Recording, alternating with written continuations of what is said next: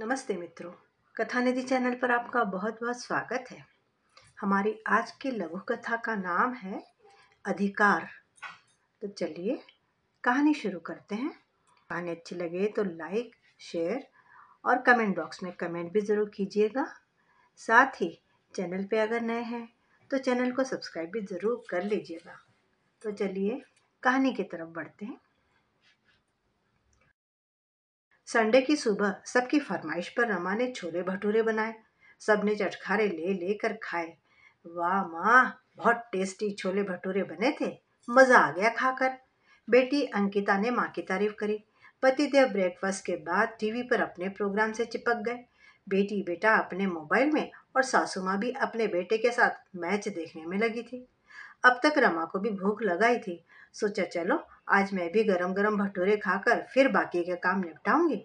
अपनी प्लेट लगाकर जैसे ही पहला निवाला मुंह में डाला तो घंटी बज गई। आदत के मुताबिक कोई भी नहीं उठा। रमा को ही अपनी प्लेट छोड़कर उठना पड़ा। देखा तो प्रेस वाला खड़ा था। सुनो अंकिता, तुम जरा कपड़े इकट्ठा करके डायरी में नोट करके प्रेस के लिए दे दो तो। रमा ने अंकिता को आवाज लगाई। कुर्सी खींचकर बैठी ही थी कि अंकिता की आवाज सुनाई दी। मम्मा, आप दे लो, मेरा जरूरी फोन आ गया। कहते हुए फोन लेकर वह कमरे में चली गई। पतिदेव को आवाज लगाई। वे बोले, अरे यार तुम खुद दे लो, मैच अपने पीक पर है, मैं नहीं छोड़ना चाह रहा हूँ। हार कर रमा ही उठी। हाथ धोकर कपड़े दिए, फिर दोबारा खाने बैठे कि मोबाइल बज उठा। पति को बोली, जरा देख तो लीजिए किसका फोन है, मैं नाश्ता कर लूँ तब तक। रमा, मोबाइल मुझे दे दो। पति को मोबाइल लाकर दिया। तब तक उन्होंने एक फरमाइश और जड़ दी। रमा, एक कप अच्छी से कॉफी पिला दो तो मजा आ जाएगा। रमा फिर नाश्ता करने बैठी। अपनी प्लेट के छोले भटूरे देखकर उसे रोना आ गया। भटूरे सूख कर कड़े हो गए थे, छोले भी ठंडे। तब तक दरवाजे की घंटी फिर बज उठी। रमा, कितना खाओगी, अभी तक तुम्हारा नाश्ता खत्म नहीं हुआ? देखो तो दरवाजे पर कौन घंटी बजा रहा है। छुट्टी के दिन भी चैन से बैठकर टीवी भी नहीं देख सकता हूँ। पति की खींच भरी आवाज सुनाई दी। रमा ने हसरत से प्लेट को देखा। दरवाजा खोलने चल दी। सामने कामवाली खड़ी थी। यार, तुमसे एक कप कॉफी मांगा था, क्या करती रहती हो? पति की आवाज सुनकर रमा ने नाश्ते की प्लेट ढक कर रख दी। कॉफी बनाने चल दी। पति को कॉफी पकड़ा कर आई तो बेटा रमा के गले में हाथ डालकर बोला, माँ, प्यारी माँ, मुझे कोल्ड कॉफी पीने का मन कर रहा है, क्या बना दोगी? रमा सुबह से सबकी फरमाइशें पूरी कर रही थी, तो भला बेटे की क्यों ना करती। उसे भी कोल्ड कॉफी बना कर दे दी। तभी काम वाली बोल उठी, दीदी, छोला भटूरा बनाई हो, हमें भी एक गर्मा गर्म खिला दो ना। रमा ने गर्म गर्म छोले भटूरे एक प्लेट में रख कर ले आए। ये देखकर काम वाली बोली, दीदी पहले खा ले फिर काम करूंगी, नहीं तो भटूरा ठंडा हो जाएगा, मजा नहीं आएगा। बस रमा के दिमाग की बत्ती जल गई। सीख मिल गई। अपनी प्लेट का भटूरा परे खिसका कर रमा अपने लिए भी दोबारा गर्म भटूरा ले आई।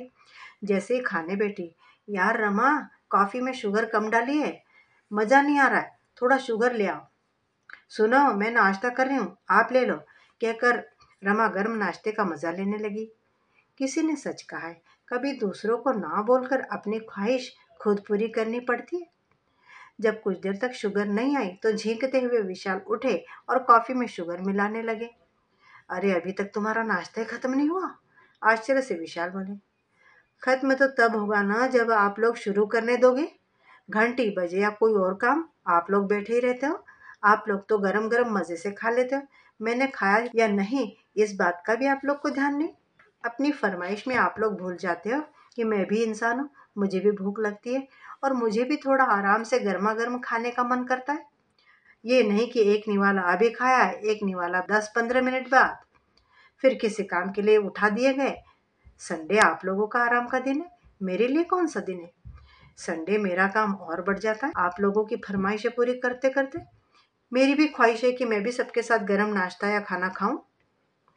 रमा ने दिल की भड़ास निकाल दी। काम वाली भी अपनी पसंद को पहले और काम को बाद में करेगी, यह कहकर जता देती है।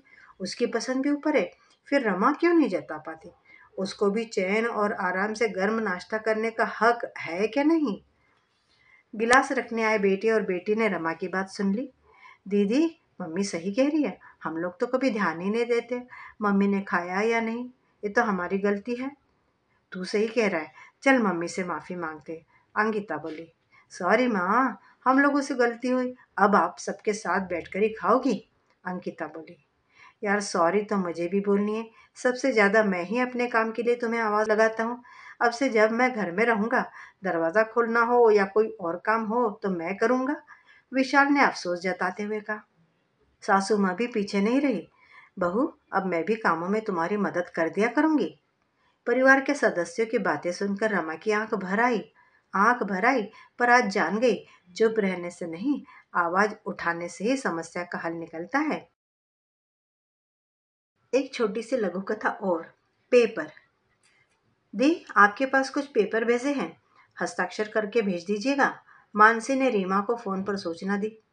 कैसे पेपर भाभी? रीमा ने पूछा। वो दीदी, वो बड़ी भाभी ने कहा था, मकान के और गांव की जमीन के पेपर हैं, उस पर आपके हस्ताक्षर लेना है, कहीं बाद में आप हिस्सा ना मांगने लग जाओ। मानसी थोड़ा संकोच से बोली। भाभी, पापा को गए 1 महीना ही तो जैसे तैसे हुआ है, और इतनी जल्दी आप लोगों ने भी ये सब सोच लिया? अरे जब पिता के रहते तभी कुछ नहीं मांगा, तो आज आप लोगों से कैसे क्यों हिस्सा मांगूंगी? कितनी ऊंची सोच हो गई आप लोगों की। और भाई ने आपको एक बार भी मना नहीं किया? दी, सबकी सहमति से मैंने आपको बोला, मानसी थोड़ी कटुता से बोली। ठीक है, मैं हस्ताक्षर करके भेज दूंगी। वैसे आपको एक बात बता दूं, ना मुझे आपके पैसे चाहिए और ना ही आपकी प्रॉपर्टी, सिर्फ आप सबके प्यार का एक छोटा सा टुकड़ा मुझे चाहिए था, जहां मैं अपने बचपन को, मम्मी पापा को, भाई बहन का स्नेह महसूस कर सकूं। कहकर रीमा ने दुखी मन से फोन रख दिया। पिछले महीने ही तो उसके पापा का, श्याम सुंदर जी का देहांत हुआ था। जब खबर मिली तो मायके पहुंचते रात हो गई थी। ये तय हुआ था कि सारे कार्य अगले दिन किए जाएगा। रीमा का मन भरा हुआ था। पिता का जाना उसके अंतस को सुना कर गया था। सब कुछ वो उन्हीं से तो कहती थी, राज दुलारी जो थी उनकी। शादी के बाद भी पिता के प्यार में कोई कमी नहीं आई, ना भाइयों के प्यार में कोई कमी। पर पिता के जाते ही जाने क्यों रीमा को उस घर में एक परायेपन की गंध आने लगी थी। भाभीियों की खुसर फुसर रीमा को कुछ अनहोनी की सूचना दे रहा था। फिर भी रीमा को अपने भाइयों पर बहुत विश्वास था, और आज ये फोन रीमा के दिल को तोड़ने के लिए काफी था। रीमा ने कभी भी, चाहे उसकी कैसी भी परिस्थिति रही हो, पिता से कभी सहायता नहीं मांगी, और आज भाई भाभी को उस पर इतना अविश्वास हो गया। हस्ताक्षर करके रीमा ने पेपर भेज दिया। भाभी ने 1-2 बार कॉल किया, पर रीमा का मन मायके से हट गया था। कल को वहां गई भी तो क्या पता भाभी कह ना दे कि लेने आती हैं। सब कुछ दिल में दफना कर रीमा अपना पूरा ध्यान अपनी गृहस्थी में लगाने लगी। कभी मायके की याद आती भी तो रीमा दिल के उस खाने पर मजबूती से ताला जड़ देती। समय बीता। रीमा के भतीजे भतीजियां बड़े हो गए। भतीजी की शादी पर बड़े दिनों बाद रीमा मायके गई। इस भतीजी से रीमा को बहुत लगाव था, अतः उसके आग्रह को टाल न पाई। पर मायके में उसने वो महक महसूस नहीं की जो पहले आती थी। शादी का कार्यक्रम निपटा, रीमा लौटने के लिए सामान बांधने लगी, तभी दोनों भाभियां उसके पास आई। रीमा दी, ये आपकी विदाई की साड़ी और दामाद जी के कपड़े, और इस लिफाफे में कुछ कैश है, थोड़ा सा आपको भी देना तो बनता है ना। भाभी, ये सब आप ही रखो, मेरी विदाई तो पापा के जाते ही हो गई थी।